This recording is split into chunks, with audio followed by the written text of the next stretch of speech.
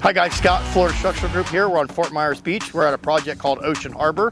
So on this project, we did a lot of the demo after the storm, pulling pilings and stuff. We also did the seawall, which is 660 feet. But what we finished now currently is this captain's walk, which is another 660 feet. We have a handrail installed over there in the swale end so you don't fall off. And this is what 660 feet looks like.